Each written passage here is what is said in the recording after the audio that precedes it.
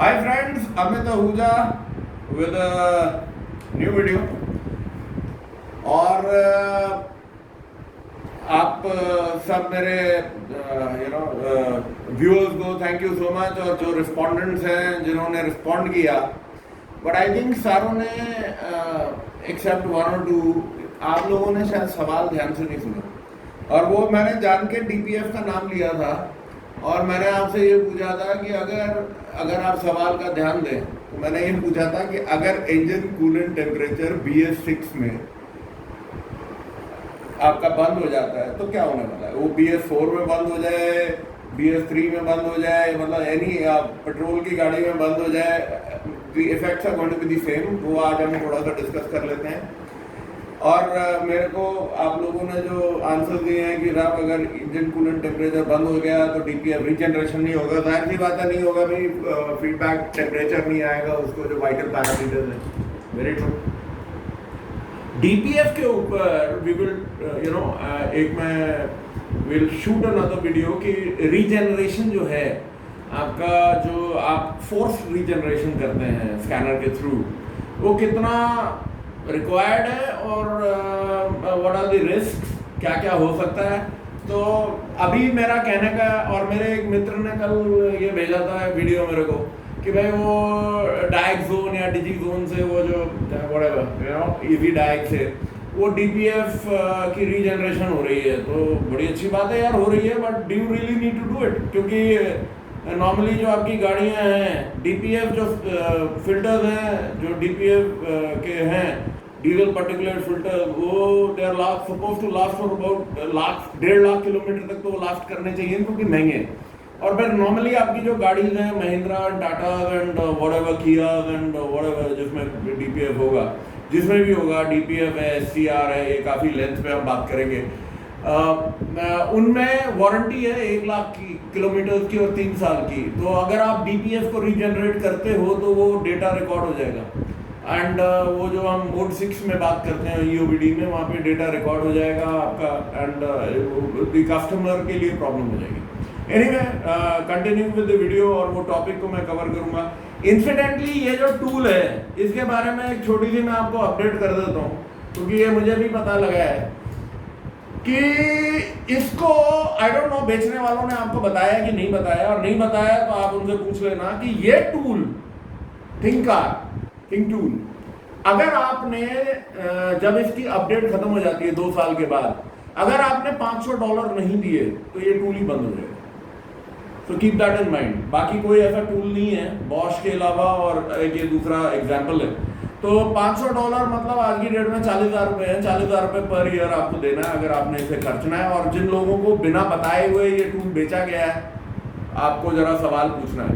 Anyway, coming to the point, कि जो मेरा कल का क्वेश्चन था कि इंजन कूलेंट टेम्परेचर अगर आपका हट जाता है तो क्या क्या होता है।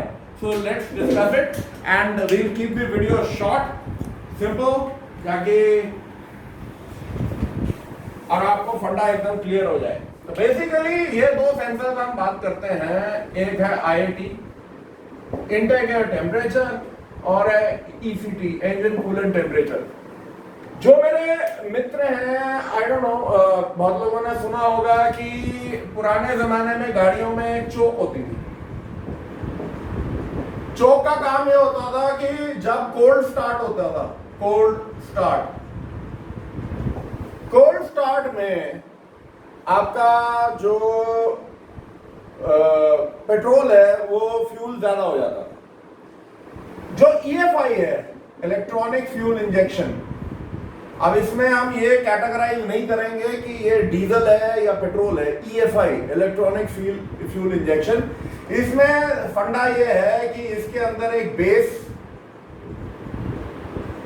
PWM कैलकुलेट होती है, इंजीनियर डालते हैं बेस मतलब कि आपका जो कोई भी चीज का ऑन ऑफ टाइम है, okay, on off time of injectors, चाहे वो डीजल हो चाहे पेट्रोल हो, इट रियली डजंट मैटर। तो ये जो 2 सेंसर हैं, ये बहुत बड़ा आपका रोल प्ले करते हैं। जो आपके इंजन कूलेंट टेम्परेचर और IAT है, आपका बेसिकली ये एक इलेक्ट्रॉनिक चोक है,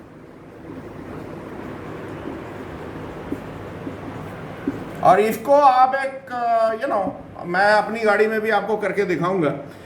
अगर आपका इंजन कूलेंट टेम्परेचर हट जाता है, जैसे क्या होने वाला है, ओके लेट्स सी। सबसे पहले आपका जो फैन है वो डायरेक्ट हो जाएगा जी। ये मेरे को कुछ मित्रों ने बताया कि हाँ जी फैन डायरेक्ट हो जाएगा।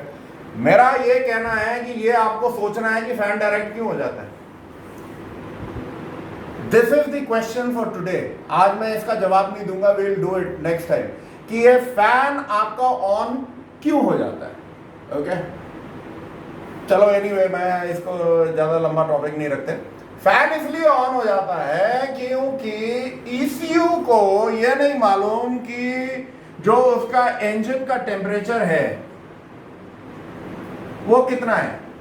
तो ये उस चीज में एक डिफॉल्ट वैल्यू पे चला जाता है, जिसमें वो ये मानता है कि मेरा इंजन जो है उसका टेम्परेचर कभी भी बढ़ सकता है और उसको कोई आइडिया नहीं है उसका टेम्परेचर क्या है। तो डिफॉल्ट वैल्यू में वो परमानेंटली फैन को ऑन कर देगा।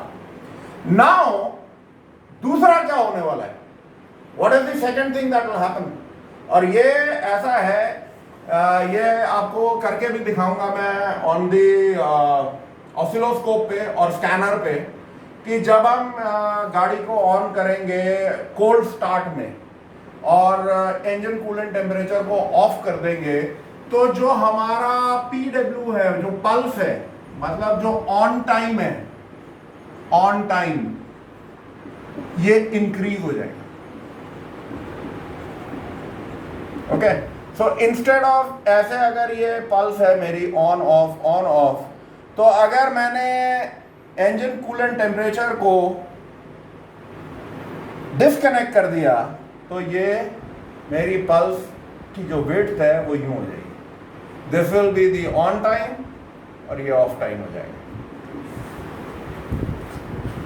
दिक्कतें क्या आएंगी, what are the problems we might face, और दिक्कतें जबरदस्त आएंगी। जो लोग इसको बड़े हल्के में ले लेते हैं कि हाँ जी ठीक है कोई बात नहीं, दिक्कतें ये आएंगी। एक तो सबसे बड़ी आपकी फ्यूल जो इकोनॉमी है वो कम हो जाएगी, फ्यूल इकोनॉमी इफेक्ट हो जाएगी, ठीक है, नंबर 1। नंबर 2 आपके एमिशंस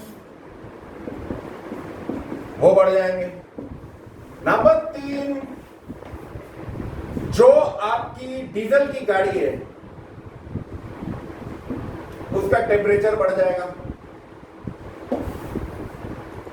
जब डीजल की गाड़ी का टेम्परेचर बढ़ जाएगा तो आपका जो नॉक्स फॉर्मेशन है वो बढ़ जाएगा। This is another fall out जो आपके साथ होना है। यही चीज जो है जब आपकी फोर्थ पेट्रोल की गाड़ी है, इसमें HC hydrocarbon, CO carbon monoxide और नॉक्स, ये तीनों चीजें बढ़ेंगी।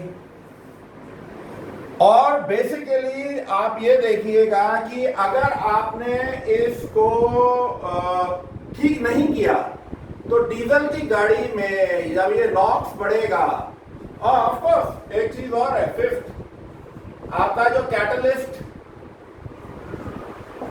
कन्वर्टर है वो तबाह हो जाएगा। ओके, रिच कंडीशंस में कैटलिस्ट कन्वर्टर में हीट बहुत ज्यादा जाएगी एंड डिस्ट्रॉय हो जाएगा।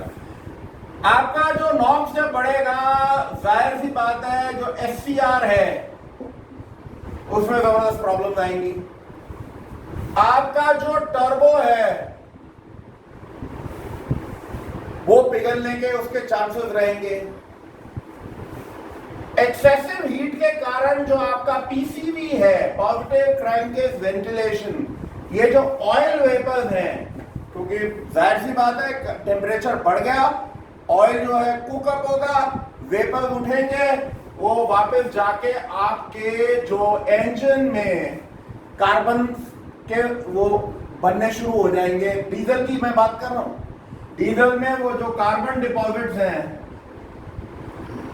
वो कार्बन बन जाएगा, और डीजल जब उस कार्बन में जाके चिपक जाएगा स्पंज इफेक्ट से, तो वो आपके कुछ भी जो आपके लाइनर हैं उनको करोड करेगा, जो आपके पिस्टन के टॉप हैं उनको करोड करेगा। All those things will happen. Basically आप ये देखिएगा कि जब भी आप इंजन, और ऑफ कोर्स विदाउट सेइंग, अगर आपका ये पंखा जो है वो फेल हो गया, व्हाटएवर हैपेंस, और आपका engine coolant temperature under report कर रहा है, ये तो मैंने वो बात करी कि खुल गया, अगर आपका engine coolant temperature under report कर रहा है, सेम प्रॉब्लम विल हैपन। इसके बाद ये होगा कि कोई पंखा नहीं चल रहा होगा तो गाड़ी ओवरहीट हो जाएगी, और जाहिर सी बात है तबाही।